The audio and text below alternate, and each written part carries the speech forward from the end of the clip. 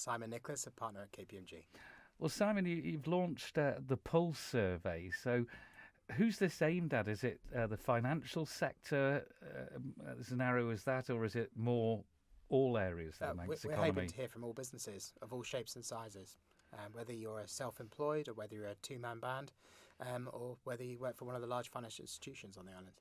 And this is to measure or put a litmus test, if you like, into the water to sample economic and business confidence. Absolutely, that's exactly it. What we're finding is, and there are lots of surveys in various different forums and different little pockets, but actually what ours is trying to do is cover the entire economy so that decision makers, and we're doing this in conjunction with the Institute directors, so it's very much aimed at that C-level and business owners, business decision makers, so that they've got data in order to make good decisions.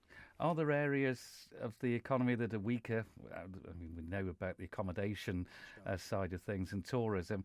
Are there areas in the economy that are of concern, whereas other equally areas of the economy that are actually thriving from the situation we're in? Yeah, I mean, actually, the business town is pretty busy. Actually, I'm not going to say everyone is busy, but I take it's very hard for accountants at the moment. Lawyers are doing things. Certainly at the large corporate level, people are doing transactions and deals, and big corporate activity still happening. And I think certainly for some businesses, they're taking the opportunity of some of that executive downtime, or they're not spending so much time on planes, that they're actually doing some of the projects they've wanted to do for quite some time. So some of the large corporates are actually really quite busy, but yeah, there are some people that are hurting, particularly in the domestic economy and those that rely on activity with the UK in particular. Brexit is one area of concern. We've actually gone through the process of leaving the EU, but it's now on what terms? Is that of concern?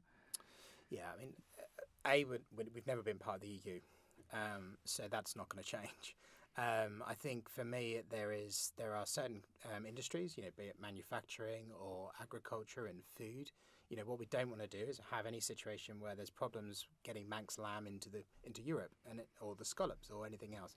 And certainly the government's worked quite hard, I think, actually, to make sure that there are as few barriers as possible. So yeah, I think there's a few things to think about, and certainly I know government have released a leaflet on things to think about pre 2021, and I'd applaud everyone to think about it. Certainly, if you've got EU employees working for you, make sure they've done what they should have done in registering. But actually, I think Brexit's a really interesting opportunity for the island to reassess its relationship with the UK without the noise and pressures from the EU. And actually, I think there could be some really interesting opportunities coming from that. The year we went into the year with Brexit as the number one topic. It's hardly had a look in with the COVID-19 pandemic. Absolutely. That in itself has had economic repercussions, which we could still be feeling for a number of years.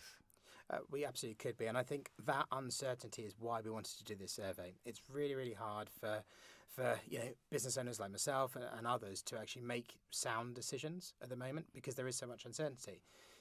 Brexit would have been tough enough, even though most people can be forgiven for having forgotten about Brexit with COVID. But now you've got the COVID uncertainty, you've got global fallout, currencies are moving all over the place. It's a challenging time for decision makers. And just to conclude with, the one positive, if you can take it from COVID, is that we had to react instantly, and change the way we did things almost in an instant. Do you feel that business will continue some of those practices that have come in as a result of COVID? Yeah, I mean, KPMG's view on this is very much that some of the trends that we've seen in the last 6 months actually would have happened over 5 years. Yeah. So there's been a massive acceleration. Happened over 5 weeks. Absolutely, well, 5 weeks indeed.